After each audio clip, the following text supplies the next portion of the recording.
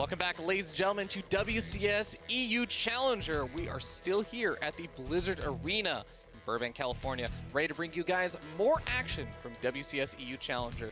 My name is Fear Dragon, and I am joined by Katz today, who was also doing the TESPA broadcast late last night. How you doing? I sure was. It was great. I am doing great, young Ravi. How are you doing today? I'm doing pretty well. I got a little bit. I get to watch all of the TESPA broadcasts, and I got a little more sleep than you guys. But yeah, still feeling good, and still feeling good about all the upcoming matches today. But before we get into our next match, we want to also remind you guys that you may not be familiar with this, but there is, in fact, the live finals at IEM Sydney. That's going to be happening on May 5th. I believe that it's WCS ANZ Challenger, as they say down there, the Z. Yes, right now, right here. Well, not right now, but on this channel right here. So that should be fantastic. Probe was staying actually until recently at the Root House. He just went back to Sydney just for this event, actually. Yeah, really, really awesome group of players over there in like that kind of sea area. It's a great scene, very colorful. Yeah, super duper awesome. You got players like Probe, you got players like Seether, Iagas. Iagas is a colorful person. Oh, he sure is. But we also got some other colorful people playing in our next match today, as our next match is going to be none other than Harstem versus Stephano. A nail biter. A nail biter on all fronts. These guys, like you said, some of the most colorful people in StarCraft, just great personalities, really funny, both of them, really... Maybe Stephano a little bit more on the controversial side of things at times, on the wrong side of the law. Oh, I mean, Harstem's told me some stories also that are not entirely on the right side of the law. But we'll save those for another day. You can check those out, maybe in some interviews if you go Googling around for them. Or their personal streams. Those guys, they stream, they're great. So I'm really looking forward to this one. And they are amazing players as well, very storied. I mean, Stephano, you guys mentioned that he's not just a champion, he has that X factor. He can just bring it anytime, any place, it doesn't matter. If his mechanics are on point, if he's playing actively, and I know that he is right now, he always has those moments of brilliance because the guy is brilliant. Yeah, Stephano is exactly what you said. StarCraft is in his blood, all right? At the end of the day, that is what makes him so good at StarCraft. Harstem is that player that I feel was will he, won't he for so many years. I mean, that's why we became the Year of Harstem meme. That's why it became a thing, because he was this player that everyone showed some promise, but he never quite lived up to it until around 2016. He wins GPL, he wins Home Story Cup, and 2017, not quite his Year of Harstem, but 2018, he's got a good start. This is another potential Year of Harstem. He's got a great start, and this guy is another absolutely brilliant player, disguised oftentimes as a clown. The biggest lips in esports is Harstem, and he is on fire right now. Yeah, I think one of my favorite things about Harstem as a fan is that Harstem is one of those unique players that I feel there are a lot of players out there, they'll try and hide their emotions, they'll kind of tuck it in, put it inside deep down where I won't feel it during the match. Harstem's the player that I feel like really embraces the kind of adrenaline rushes and everything, and during the games, you can see him, he's getting amped, and that helps him play better. Oh, absolutely, yes, he's a very emotional player and uses that emotion to the best of his ability. He likes listening to music at the start of games. He actually had a technique where he listens to music just for one song to get into the game, into the rhythm, then forgets about the music as the game progresses. All right, well, we're going to be starting down here on top of the blue Zerg player on the bottom right. It's going to be Stephano. And on the top left-hand side, the red Protoss player. Give it up for Harstem, playing for Asterion. Yeah, I really like that Asterion logo, the bull. It's nice. It's like it's well designed. It reminds me of the Chicago Bulls, actually. Me too, yeah. So is it well designed, Ravi? I mean, it is well designed in the sense that the Chicago Bulls logo is pretty well designed. That's a good point. They do look pretty different, though. They do look different, and even the association itself, you could argue, is good design. Yeah, that's fair. Because people are like, oh, Chicago Bulls? They were legends, bro, that's yeah. Asterion. Quick, Nexus. Nexus first. Yeah, Harstem. Not afraid to play with a little bit of fire against Stephano. Now, Stephano is one of those players that I feel can kind of do a bit of everything. He's been known for his hyper long games during the kind of earlier stages and later stages of Heart of the Swarm and even Wings of Liberty. But he's also been known for things like his max roach rushes and Wings of Liberty, and just throughout the eras, he has played pretty much every style there is. Absolutely. I mean, I wouldn't have been surprised to see Stephano go for a 12 pull or something crazy like that here. So, yeah. Well, Probe's going to be coming forward. Harstem scouts out. Yes, you did go for hatchery, and that's a gas geyser, then a spawning pool. This is the ideal opening for how he could have asked for things. Stephano, I'm going to say, please pause. Need to double check some things. You get the tiny freezes. All right. Uh-oh. Well, maybe Stephano should invest into a space heater. Well, hear that they're pretty good for dealing with maybe an observer lagging. Is that you, Ravi? Huh? Server is that you lagging? No, I don't think it's me lagging. I don't have any. It's me lagging. Is it you lagging? I don't think so. Don't accuse me of such things. All right. Well, as soon as that game gets back underway, we'll hop straight back into it. But yeah, who do you feel like is pretty favored? Because I know Nathanios is pretty heavily on the side of Harstem. I think I'm probably a little bit on that side. Harstem has to be the favorite going into this, but don't count out Stephano. Stephano recently beat Showtime. Recently lost to Petit Drogo, but Petit Drogo has been on fire as far as PvZ is concerned. On Harstem's side, and against Zerg, recently, or most recently, he lost to Raynor, but 0-3 actually. But before that, he has been on fire, just tearing through everyone else. You know, most people would say, oh, you lost to like this 15 or 16-year-old kid. The boy like, wonder? Oh, no. You lost to a 15, 16-year-old kid. I mean, how good are you really? Are you really professional? But when someone loses to Raynor, you're like, oh yeah, I mean, it's Raynor. What do you expect? Like, this guy is one of the best in the entire European scene right now. The boy wonder. Raynor is amazing, man. I'm a huge fan of his. Yeah. Okay, well, I guess they sort of resolved it one way or another. Of course, going to be very important to make sure that all of your reaction points are on point for this kind of game, because we have seen how important those Oracle openings are, the War Prism Archon drops, and even just defending against those is very difficult if you have any kind of latency. Definitely. Please pause again from Stephano. This could be mind games at this point. Stephano, he thinks he needs to restart. So we'll see where that goes, where that takes us. We might have a restart incoming here. Yeah, which might delay things a little bit, but you know, it's early on in the series. I always like to say, you know, there's that kind of X, or that not X factor. That's the Stephano factor. There's the additional factor of if you have to have these kind of technical difficulties. The S factor. So it's the A factor. It's the awkward factor where you have to pause in the middle of the game or the middle of a series and just the momentum breaks. People are used to their hotkey setups, but when you just haven't used them, there's all the things after like a 5-10 minute break, you resume from replay or something. Yeah. It's like, it just feels wrong. You make an extra overlord. Yeah, you're like, oh, did I make that overlord? So you just make it, and then you have 2 overlords popping out. You're like, what? It's crazy, man. It can get crazy. But I think we are probably... Well, actually, we might restart from replay, right? Because...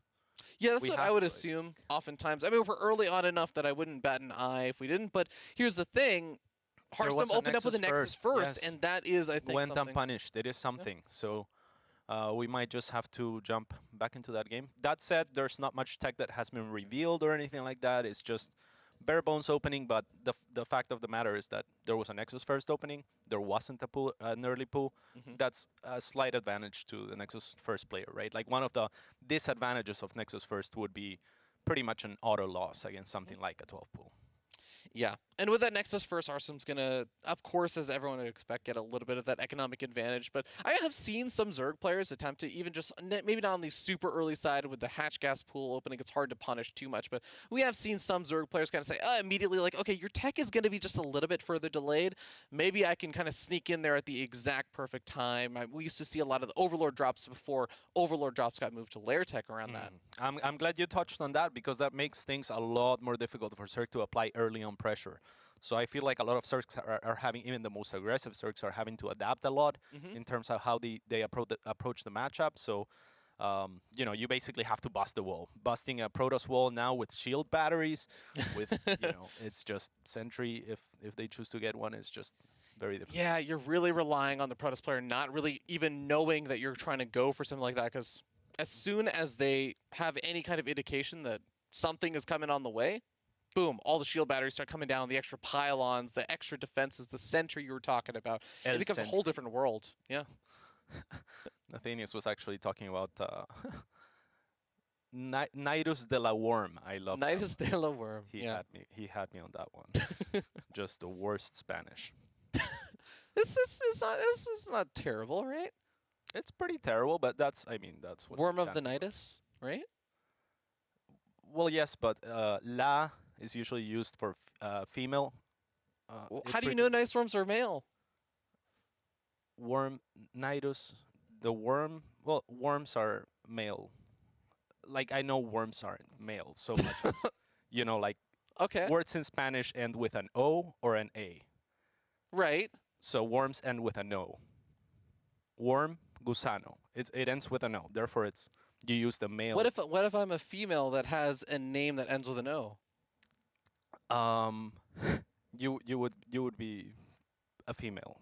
Okay, so I'd be but animals such as worms or insects or whoa, Nidus worms are people too.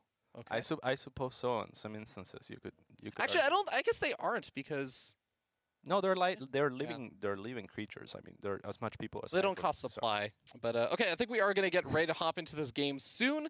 The replay or the lobby is set up, and we are gonna in fact resume from. Are you suggesting that a property of people is that they cost supply? Yeah. Okay, that's a fair assessment. Name someone who doesn't cost. It doesn't cost supply. Rabi. I cost supply. Yeah. Yeah. I had to be put up in a hotel for this. That's is that supply? Yeah. I suppose that is supply. Supply depots. Look, just because I'm a vegan doesn't mean that I don't require resources and sustenance. Well, let's see now as we load back into the game, Rabi. All right. Remember, again, guys, in case you missed out on the earlier stage of this, we were talking about this before. Harstem opened up with a Nexus first. Stephano hatch gas pool. Not too much else has happened, but that did mean that Harstem got away with that Nexus first opening. He's going to have an opportunity to try and capitalize on that, but we're going to find out if Stephano, during that kind of break, had some time to decide what he wants to do against it. The doctor. I believe Stephano was actually studying medicine for a while there. Yeah. Would you let Stephano operate on you? It depends on the circumstances. If he was a doctor, I would, if I had a common cold or something, I'd be like, no, thank you. Or any common illness, I'd be like, no, thank you. But if it was more complicated, I'd be like, Stephano's my guy. Yeah, and it's like on one hand, Stephano has probably got incredibly steady hands. He's good at StarCraft. He's got to be very, very good at something. I don't know about steady hands. He would probably go into surgery and be finished in like 5 minutes.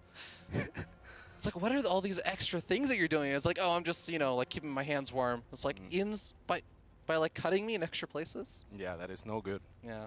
Probably not a great way. Not a great way. But he would be creative, I'm sure, in his solutions. Oh, yeah. Absolutely. Okay, well, there is going to be that Stargate follow-up that Protoss players do so love in this matchup. And, of course, Stephano going to have an easy time getting a scout out on that. There is going to be a Stalker following up these two Adepts, though, that came out and are making their way across the map. Yeah, relatively quick 2 Adepts given the Nexus first. I mean, he went for 2 gateways right away, which I appreciate, as he was a little bit greedier and is going to kind of equalize things by, adding the extra production facility, whereas a lot of the time we see Protoss who don't go Nexus first, just drop the 1 gateway. Yeah, this is bad positioning.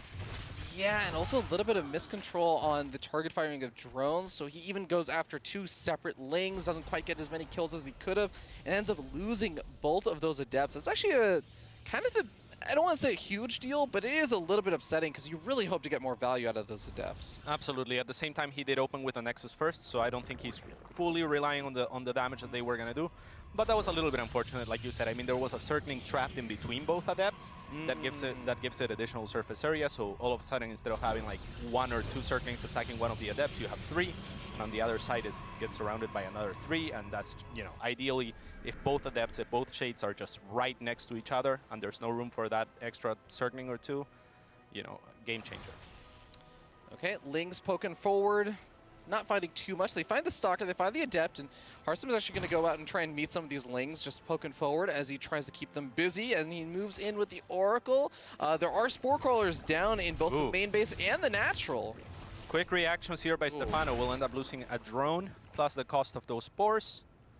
What is the cost of those spores? I want to say 13.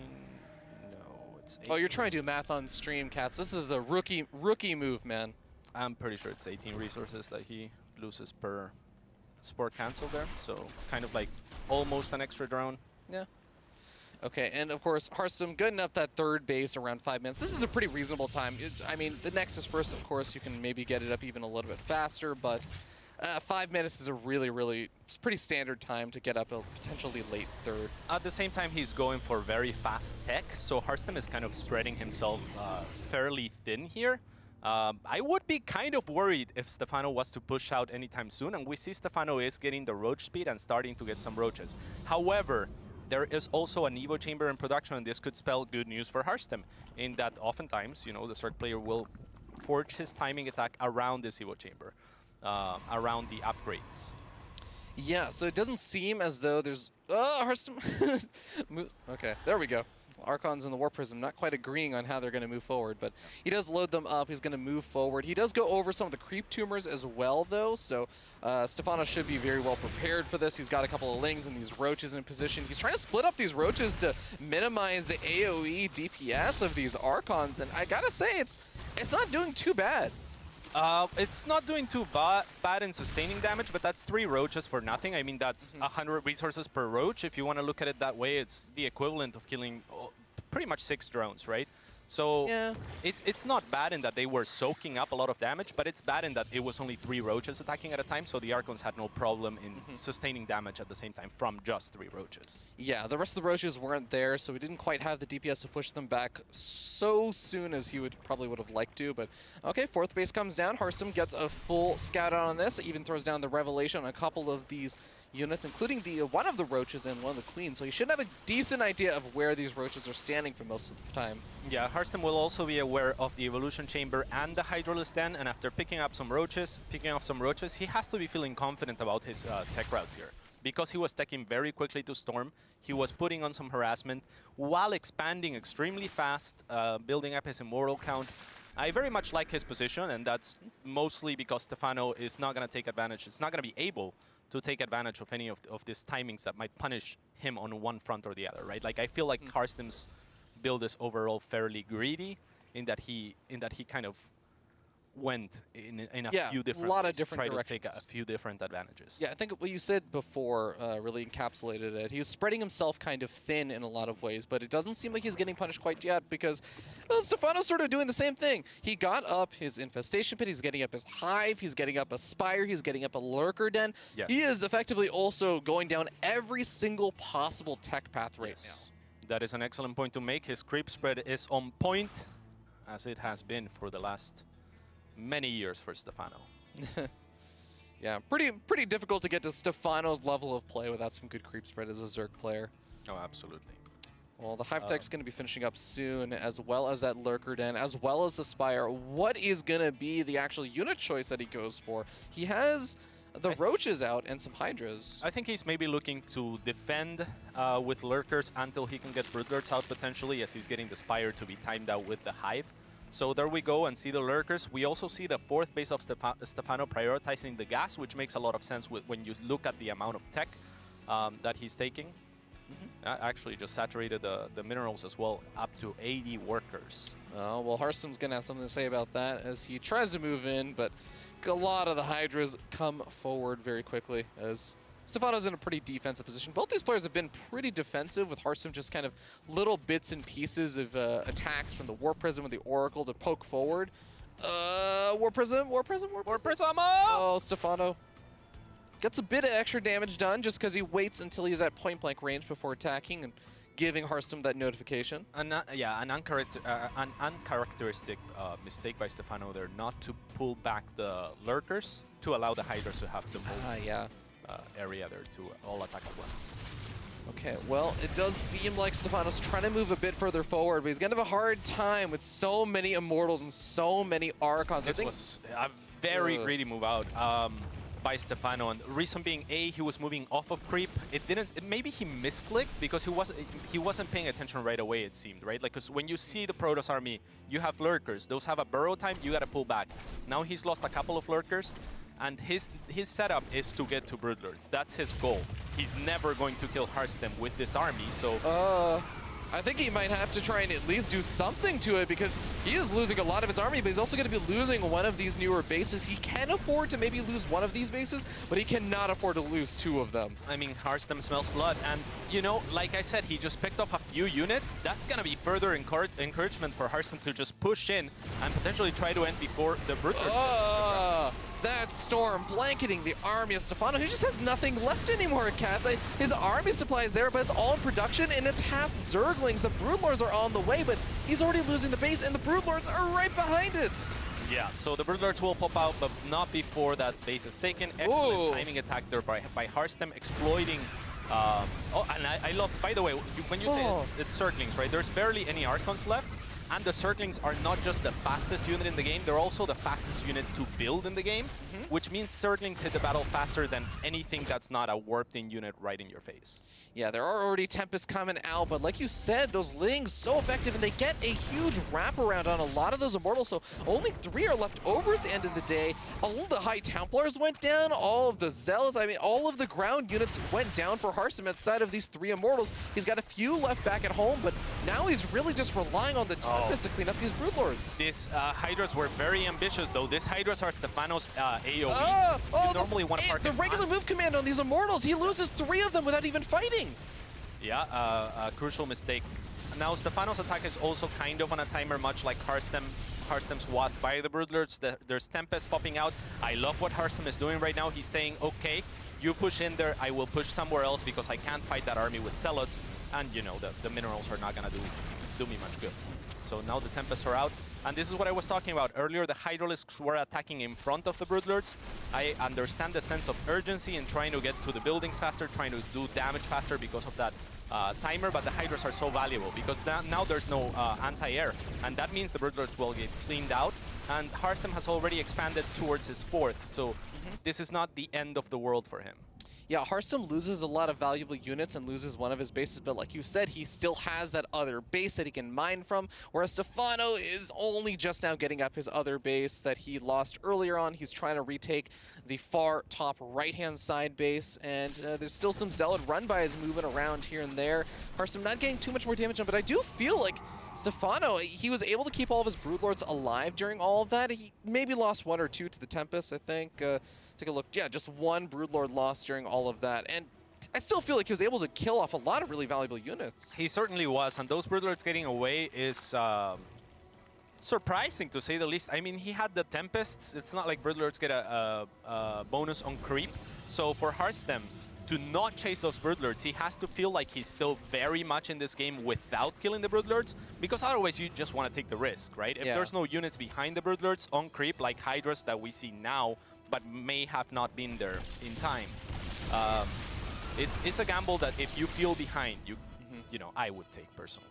Okay, a lot more Corruptors coming out as well to help deal with some of those Tempests. What is Harstem's anti-air besides, I mean, I'm not even just talking about the Broodlords. What is his anti-air versus something like Corruptors? He's got some Storms available, and now he's starting to make some of those Archons, but he's going to need a decent number of them to be able to deal with a large number of Corruptors. There's also Void Rays coming out, so Harstem very much identifies that the Corruptors are going to be the issue here, and what he's going to be have to be dealing with.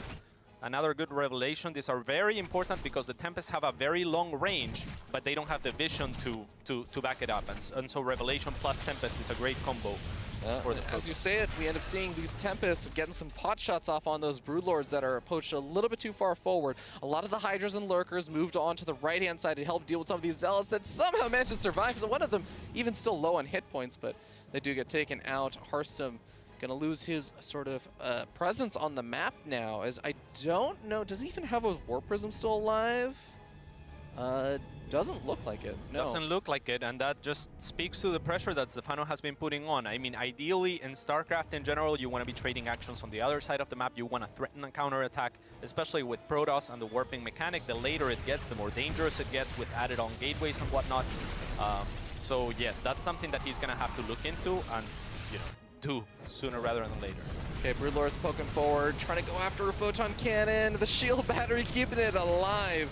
It is going to survive for a bit longer, although the shield battery now out of energy, maybe making it a bit easier for Stephano to get a pick off here and there. But oh man, on the right-hand side, Stephano's little counterattack gets cleaned up, and the Zealots, in a large enough number to take on this kind of Spinecrawler wall, come in. So Stephano has to send some of his main force over to this right. Yeah, the Immortal mostly being sacrificed there. Ideally, that Immortal would have been targeting the Spines. They're much more efficient at taking buildings than units, such as the Hydralisk at least. But yeah, Harstem is getting to a pretty good death bowl. I mean, Archons on the ground, that's gonna be a no-go for Corruptors, paired up with the Void Rays. Good Storms and Tech also a no-go for Corruptors because Corruptors tend to clump up. So Stephano's gonna have to be really careful in his approach here. He's still building Broodlords and Lurkers, but I feel like we are gonna have to start seeing something else. Maybe some Infestors, maybe some Vipers, because right now his army just doesn't have the range to deal with the Tempests. I could not agree more. As we see more Broodlords being made, and yeah, there's that single Viper that's going to provide some value. We got some more of these Hydras moving down the right-hand side. He keeps pairing these with Lurkers, so if he's able to take care of enough of the cannons, then there isn't going to really be that much detection over here. In fact, he's able to take care of more than just the cannons. He's taking care of the Zealots, he's taking care of the High Templars, and now he also pushes in on the other side, going after that other important mining base here for Harstem. Spreading Harstem extremely thin here. Harstem has to make a decision, and he doesn't want to lose both bases, right? This is crisis management at this point. At this point, you just say, okay, he's taking one base, which one am I saving? And save that one. Oh, a few Archons get caught as well. Harstem's just being spread thin. Stephano is so smart in knowing and identifying where his opponent is looking and actively taking advantage of that. Oh man, Stephano able to do a really nice 1-2 punch there. Kills off a decent number of the workers, kills off one of the important mining bases. He hasn't seen the left-hand side base yet. Otherwise, I feel like he would maybe consider sending a couple of units over there to try and pressure that. There's only one pylon powering all 4 of those photon cannons as well. But doesn't seem like he's going to be able to do anything until he knows about it. Most definitely. This was a brilliant move and a brilliant minute or two for Stephano, however, who now takes the lead and builds up some bank behind that. Yeah, gets a base for free. I mean, Harstem falls a little bit behind, but with that said, once he gets maxed, it's another story all over again. Okay, the Corruptors may find an opportunity if they just run past the photon cannons. No, they're going to go toward the main base while the Hydra's poking forward. One Lurker going to get picked off over here. The Corruptors making their way out along the other side of that Nexus, going for the Caustic Spray. Going to be able to take that out in a matter of seconds and get out of there. I won't say totally scot-free, but I mean, more or less, not really taking too much more damage there. Yes, and again, you know, making Harstem look on one end and attacking on the other. Now Harstem has smartened up on that front. He's saying, okay, I identify what you've been doing all throughout this game. Let me just put some units there. And now even adding some Templars, that's going to help a lot in pushing this back, right? Before that, he just had the Tempest. That could have been extremely dangerous, had the Corruptors, or even just the Viper with the Hydra shown up. Yeah, I mean, you were talking about this before, though, Cats. There's the Carriers, there's the Tempest, there's the Void Rays, there's the High Templar. It's this super scary death army for Harstem, and Stephano's doing a great job pulling Harstem apart from every single angle, but I am worried. Look at this. Oh boy. This is the brilliance of Stephano, right? Like, he identifies, he takes note of what's going on. He's not just sending units mindlessly, he's sending his units where they're going to be most efficient. He knows where the Tempests are, that's where he sends the Corruptors. He knows where the Tempests are, that's where he doesn't send the Broodlords, right? He's not just attacking in multiple prongs mindlessly. He's saying, okay, you have stuff here, that stuff, you know, this thing for me can deal with that, and this for me can deal with that, and spreads his army accordingly. It's just very well done. He's doing a really good job of just identifying where the strengths and weaknesses of Harstem's current army is, and most of those strengths are in fighting in a direct engagement. So, like you said, Stephano's just saying, well, I'm just going to make you fight in 5 engagements instead of 1 direct engagement.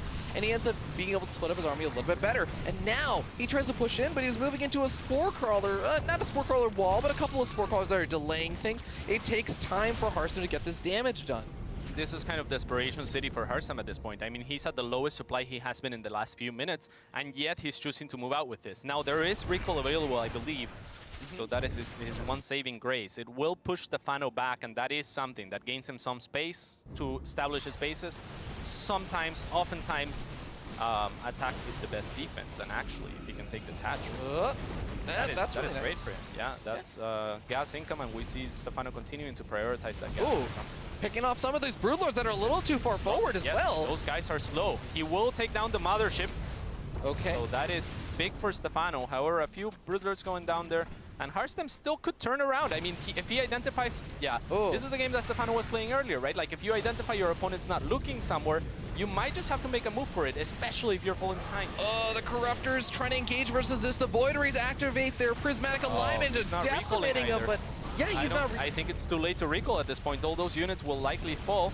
Now he goes over the cliff to avoid the Hydras. He's only got 4 Void Rays left over, though. GG gets called, and Stephano is going to be able to take game number 1 in this best of 3. With fantastic play as well. I mean, he played a brilliant game there. I really enjoyed his multi-prone aggression, just the decisions that were being made by Stephano.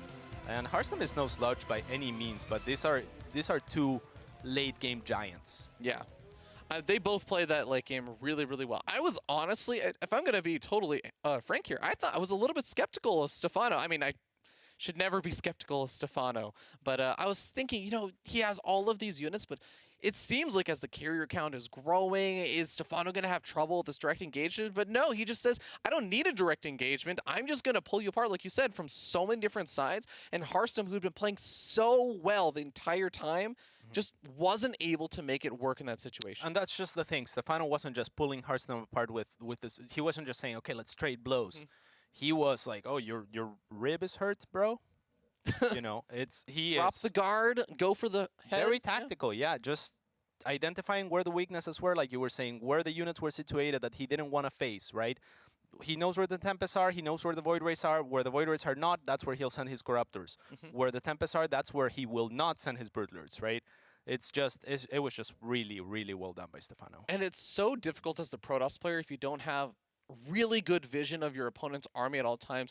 You talk about things like, oh, you know, Oracle Revelations can be really helpful in that situation because you get constant revelations on your opponent's army. You get to see where those Broodlords are going, so you can make sure your Tempests are on that side. But as soon as you start losing some of that vision, things become really difficult very quickly, and things just start to snowball from there, as we kind of saw. Absolutely. What Harstem really needed to do, what he might need to do this time to adapt to Stephano pulling him apart like that, is just have more balanced compositions on either front, right? Like a lot of the time we saw that he basically grabbed, oh, all my Tempest, you guys go defender. Now he'll have to be like, maybe 3 Tempests here and 2 here.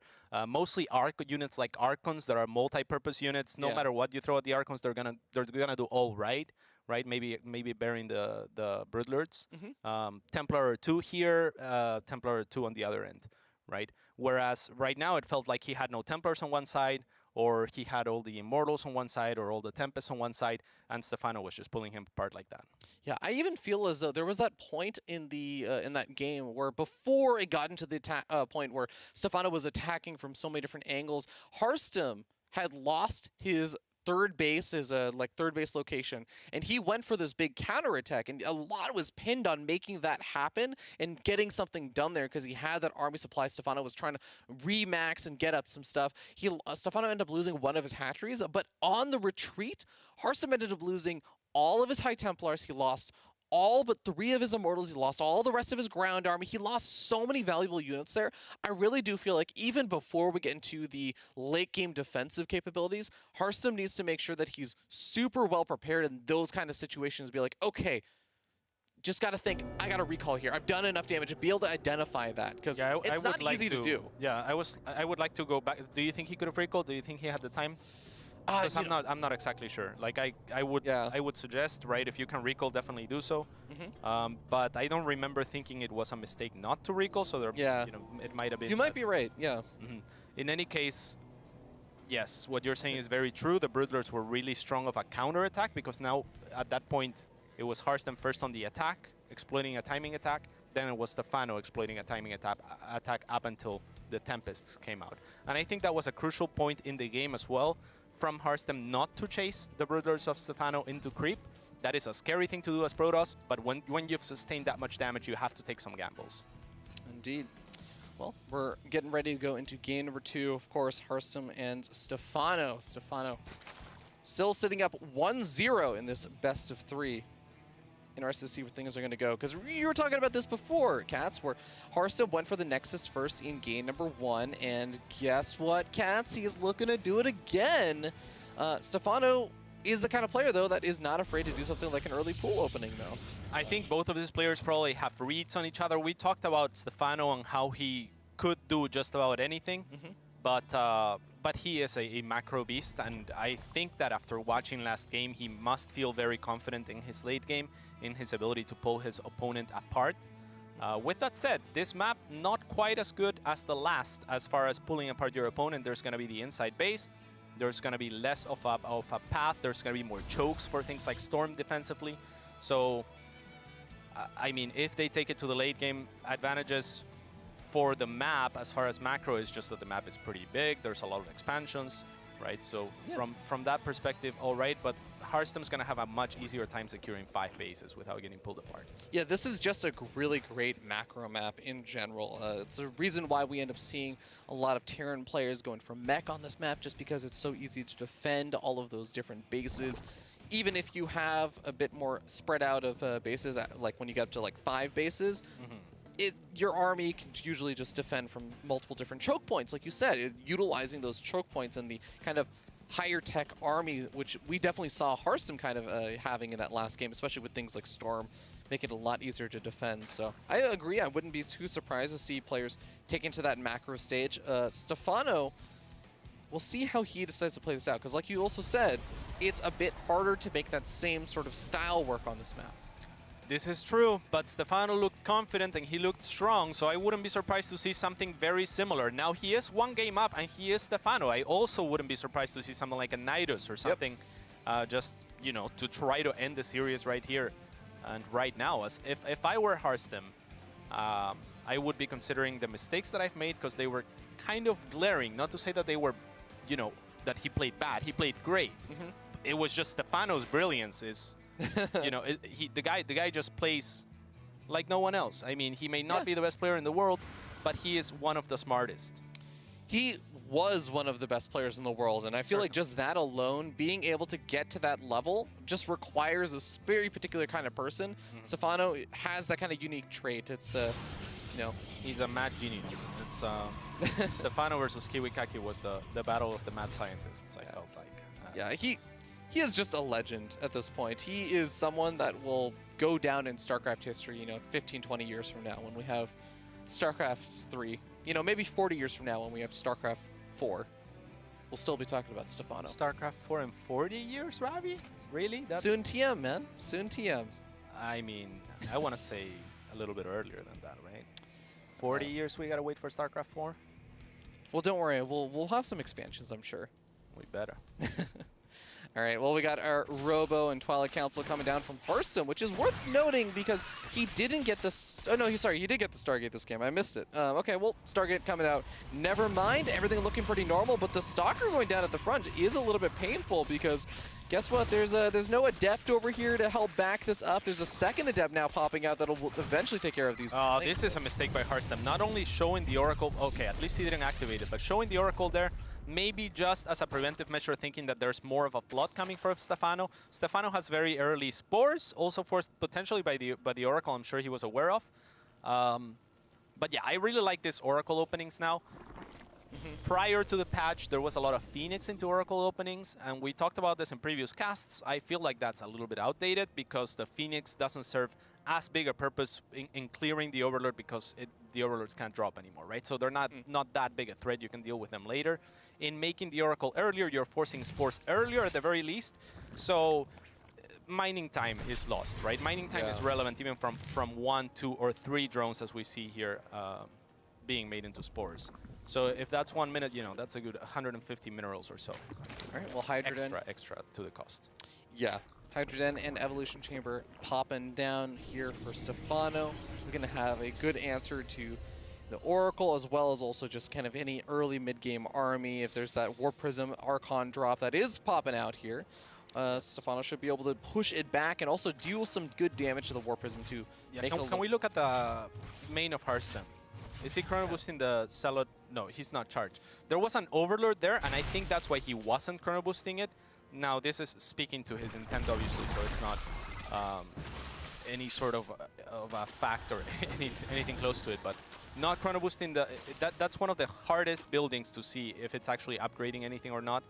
So I think that not chrono boosting the charge was decent. That said, there's zealots being warped in, and whenever there's zealots, there's usually going to be charged. So that's a giveaway in itself. We'll see what Harstem is able to do with this. Yeah, he's moving in from the backside, trying to just, of course, this is not only to just get some damage done, it's also to get some decent scouting information. You see how many units your opponent has, so he's going to see a lot of these roaches, and this should definitely signal to Harstem, okay, just got to play it a little bit careful. My opponent's making a lot of these roaches, could be moving out at some point with a lot more This is dangerous. I mean, right on top of right on top of the vision of an overlord. You don't want to just be sitting around.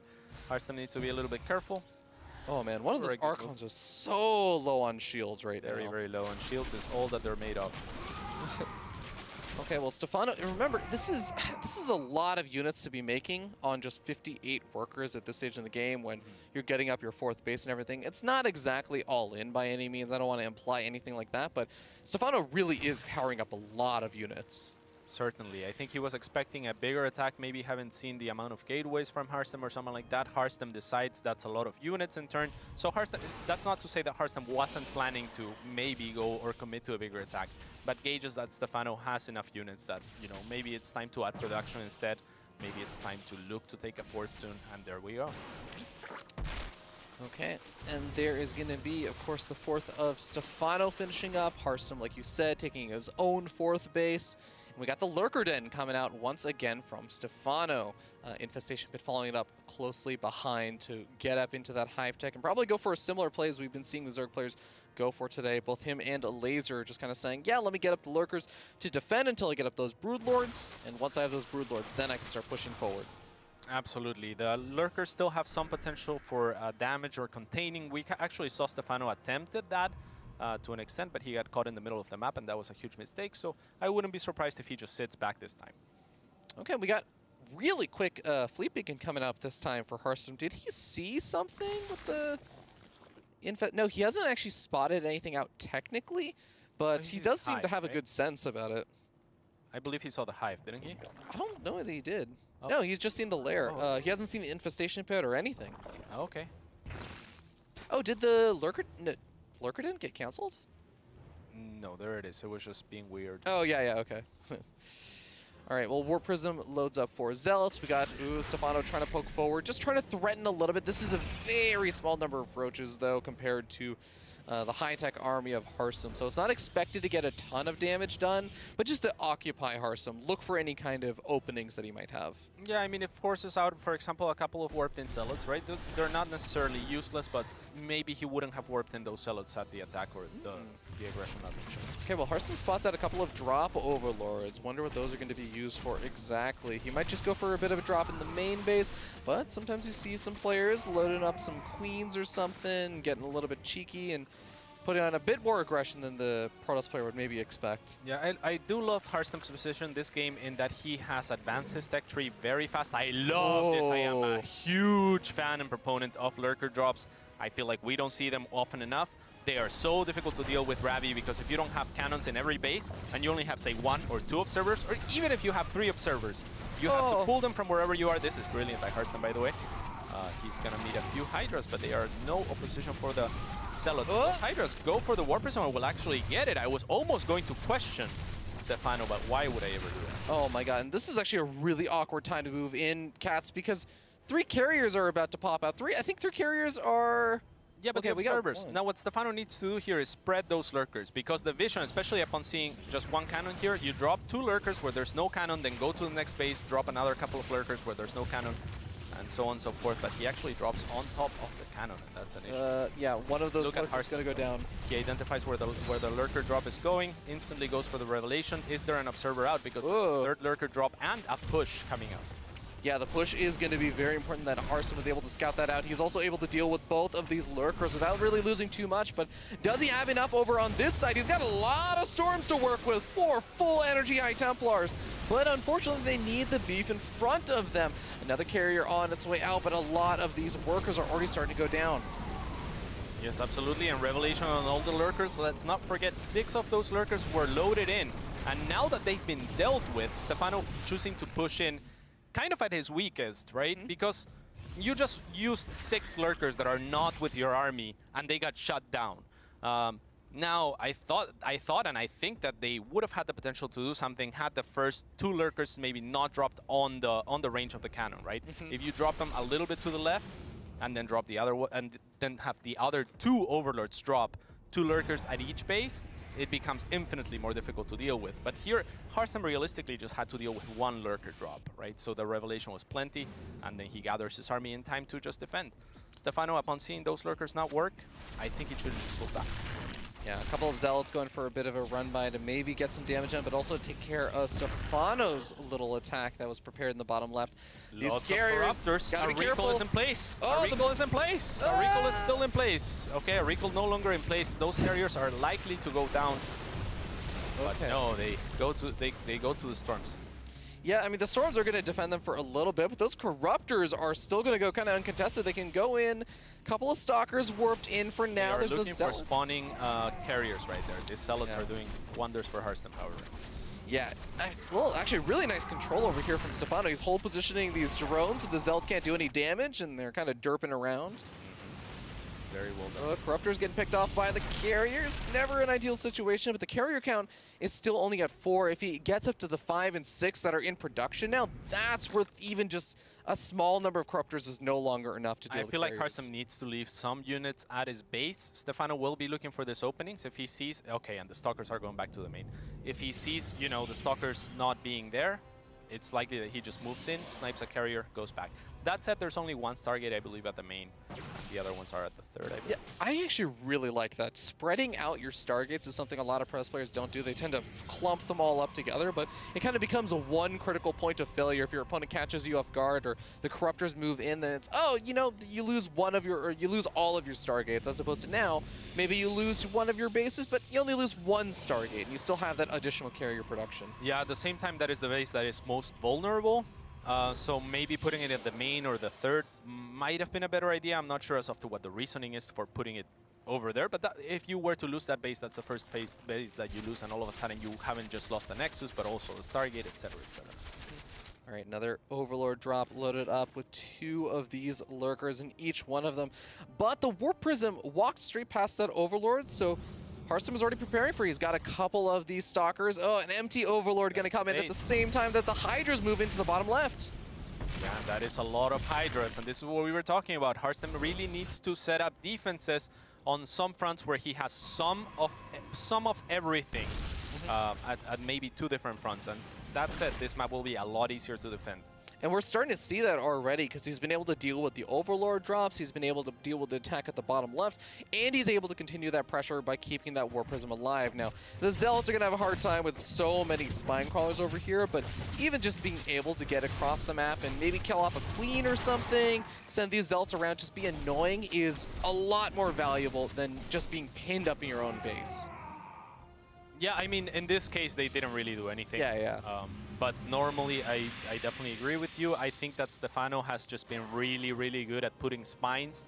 And if you're wondering, where do I put my spines? Well, in your outer bases first, right? Like, that's where it's easiest to hit. Anything furthering into your territory is going to be more difficult for a Warp Prism or Zealots to make. Okay, nice Revelation thrown down on top of all of this army. It's worth noting that Harstem did not opt to go for any Tempest this game like he did in the last game. Now, I've always heard Protoss players say, you know, the Tempests are nice if you really need an immediate answer because carriers take so long to build, but carriers can still work pretty well as an eventual answer. The problem is you still need to get all those interceptors in on top of those Broodlords. Yeah, and the Lurkers are doing a great job of zoning out the rest of the army, such as the Templars and the Archons. But now most of them get taken down, and that is where the Templars can move forward. And now we see the Blanket Storms on the Broodlords, and this is looking all right for Harstem. Stephano not quite retreating to his static defense, just in order to hold or try to hold the choke.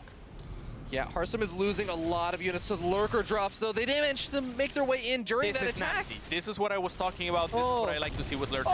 3 different locations. Now Harstem needs to bring observers, deal with one of them at a time. It's just so obnoxious because you can't mine from those bases. He's just going for it at this point, Cass. He just says, I need to make something happen, but the static defense is going to make this a slow and gradual push, which gives Stephano more time to capitalize on the better economy he's going to have after all the damage you just did. Surely, I would like to see Stephano if he can afford the time, because he's obviously doing a lot of things, but maybe rearrange some of that static defense just to cover the choke if he feels like he's done enough economic damage, and I think he has. He has a brilliant bank right now. We could be staring at a Stephano 2-0ing Harstem, one of the best foreigners at the moment. I mean, it's funny. Nathanius himself was talking about how he's expecting Harstem to maybe make it out first in the group, but as was I. Yeah. He's in a really tough spot, but he still has the army supply. He still has the ability to make something happen here, and man, that is a scary-looking army. It is, and the supply has been evened out. Just look at it. Oh my god. This is the thing that Harstem was not able to get in the last game. Yes, Stephano's been doing a great job pulling up apart from so many different sides, but Harstem has his entire army together, and he's just going for one barreling push, and this is where his army will shine. Yeah, those Lurkers still doing their damage. You can see on the minimap those nexus just ticking, and this is what we were talking about, one observer at a time. Harstem dealing with that as he pushes forward. Very good multitasking, and this is looking like there's no answer from Stephano. It was looking so good for him, but maybe not putting enough static defense, maybe underestimating the power of this army. But just taking out the mothership is difficult. Oh, however, the Archons are not dealing with the Corruptors. The Corruptors are dealing a lot of the damage. Good shift clicking from Stephano. He might actually be able to reduce the carrier count. This is close. He reduces it, but it's gonna not just be enough at the end. Harstem takes the game, ties up the series 1-1. It keeps his hopes alive. And we promised you a nail biter, guys. This has been a nail biter going all the way to 3 games now. I'm excited, Ravi. Everyone's going to need fake nails after this one, because game number 3 is also going to be probably pretty exciting at this pace, because we've gotten to see 2 really awesome action-packed macro games. And they're not just the boring macro games where it's like, okay, we have an agreement, a gentleman's agreement, right? We're not gonna do anything for like 10, 15, 20 minutes, maybe 30 minutes or something. No, they're constantly batting heads. These guys are the G.I. Joe of StarCraft, Ravi. G.I. Joe. Action for days. Action every day. Indeed.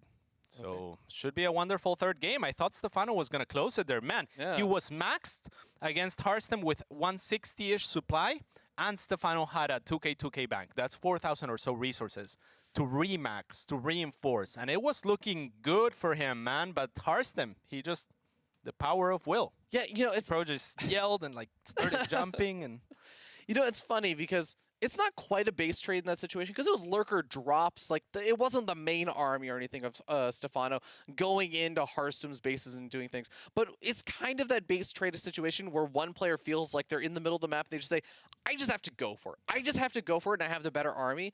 And in those situations, it's sometimes easy to forget that, yeah, you can do all these multi-pronged attacks and everything. But at the end of the day, if one player just has a devastatingly better army, eventually, you kind of have to deal with it. You have to deal with it at some point. Yes, and I think he was doing a good job of holding the choke. That's why I was saying maybe repositioning some of his static defense just to continue to hold that choke, because the longer you hold that choke, the better it gets for you, right? You're accumulating bank. Maybe you trade the units that you don't want to deal with that army. You start getting some Vipers, maybe some Infestors with Neural Parasite, or just more of whatever he wants, right? Like more Corruptors, perhaps. So there weren't any Void Rays, for example. The Corruptors nearly did the job towards the end there. Yeah. So you got very, very close to that. And you just imagine if you'd been able to, I don't know, he even did a great job with the pincer attack from every different side, waiting until Harstem moved into that awkward place where he's between the 4th base, the 3rd base, and the natural. But at the end of the day, Harstem just had a little too much, and we get ready to move into game number 3. Decider sure are. It's going to be black-pink. Okay. Ooh la la, Ravi. Well, definitely looking forward to this one. We are going to be starting game number 3 in the top right. Top of the red, Protoss player. That's Harstem. And on the bottom left-hand side, Stephano. Ooh la la. Okay. Do you think he's going to go for another Nexus first? I think so, seeing as the pylon is dropped on the low ground. I don't know, though. I wouldn't. I personally wouldn't, because Stephano is Stephano. He is a world caliber player, especially experience-wise, and I feel like he could really just bring it. You know, he could just do it. He could just be like, oh, you've gone Nexus first every time. Let me just 12-pull this game. But that won't be the case, obviously, as Harstem's Nexus will be safe once again. And very large map as well. Like map-wise, it's it's just not gonna be a good call to go for it. Yeah, it's deceptively large just because you have to go up these ramps, and then it's kind of like, oh, you encounter destructible rocks. Got to take a right turn, and then move up, and then you got to move around this little ramp. It looks a lot shorter than it actually is sometimes. For sure. So, Stephano just opting to go for that good old hatch gas pool opening. Same opening he's been going for in the past, and I mean, he's still been able to get into a pretty good spot. So the early game openings aside, Stephano's been able to make it work regardless. Yeah, and man, those lurker drops, they make me so happy to see. Like, I've been advocating for those for a while, and I don't know why Zergs don't do it more often. Because I feel like the only Zerg I see doing it sometimes is Scarlet. Scarlet's the only Zerg that I ever see really going for just. Like, you see like the one lurker and then like 6 Hydra drops. I'm like, yeah, that's okay, but no, just lurkers. Yeah, just lurkers. It's fine. Yeah, lurkers are fantastic because they require the detection, right? So if you can just put lurkers and your opponent doesn't have 3 observers or cannons at every base or something like that, you're just forcing him to do so much to deal with him. It's not just the mining time; it's also all the actions that go towards dealing with the lurkers. They buy you so much time, so much space, and you know what? When you're going lurkers, a lot of the time you're playing defensively. And when you're playing defensively, harassment goes hand in hand, right? Because you're not going to kill your opponent with a push. So what do? You just sit back? Well, utilize your lurker somehow. Like, you don't have to utilize all of them, obviously. As you get enough or feel comfortable in defending, you can send just a few. Yeah, I like what you said, especially about the whole just utilizing the actions, because there's almost this action math that sometimes comes into play when you talk about harassment options. And lurkers, if you think about the act of dropping them and then burrowing them versus the act of pulling the workers away, making sure you actually get the detection there, getting the units to attack those lurkers in a place where they're not just going to get choked up by your building. I mean, there's so much that goes on to it. And that is 3 different locations that you potentially have to do that for if there's like 3 drops like Stephano attempted. And it's not just that, Ravi, but also like the player that has the initiative decides when he does that. So Stephano can just do, or anyone can just do lurker drops at their own leisure, right, on their own time.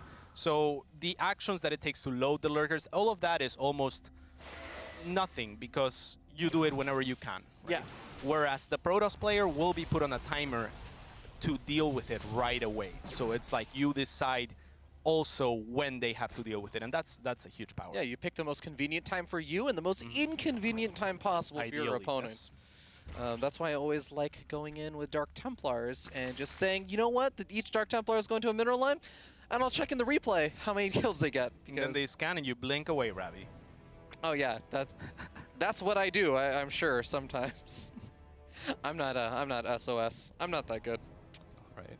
Okay, well, we got the Oracle popping on out as is per usual, and Cats, it looks like Harstem is a big believer in your kind of train of thought where, don't need to go for the Phoenix first. In fact, why even go for the Phoenix second? Let's get up 2 Oracles. Something I feel like this used to be super popular, but it just kind of fell off a bit more lately. A lot with Legacy of the Void it fell off just because the Oracles aren't as strong as they used to be as far as the timing is concerned. Since people have more economy to work with, it's a little bit easier to get the spores. At one point in time, you required Evo chambers to make spores, so things have changed substantially through the years as far as design is concerned.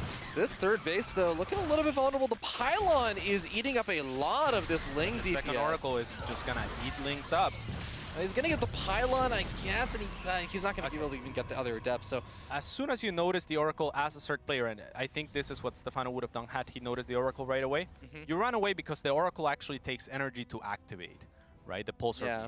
So if you just run away and come back, right, shortly thereafter, because what Protoss is going to do is they're going to turn off the Pulsar beam as soon as you leave, right? So if you just go again, they'll turn it on. And then if you go away again, they might be out of energy by the 3rd time. If you just do that finite resource. Yeah.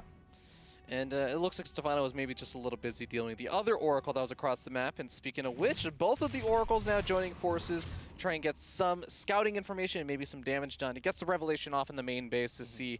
Lair Tech is going to be able to see when the 2nd Gas Geyser maybe goes up there, or I should say the 4th Gas Geyser at this point. Yeah, similar to the Banshees, Oracles can pretty much one-shot workers if they're together in pairs. So that's what he was looking for, maybe some gas drones, but finds the Queen instead and just goes for the Revelation, the safe play.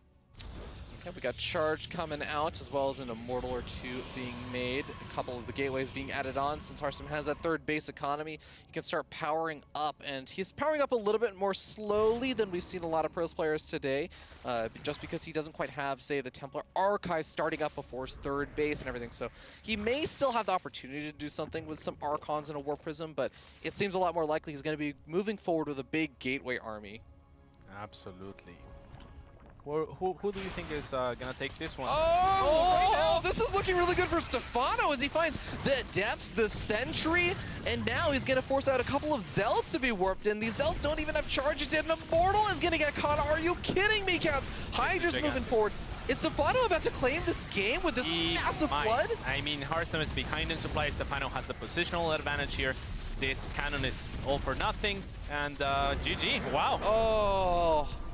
A brutal loss there for Harstem as Stephano just says, you know what, 56 drones, I'm ready to go, let's do this. Pushes forward, Harstem has no idea it's coming.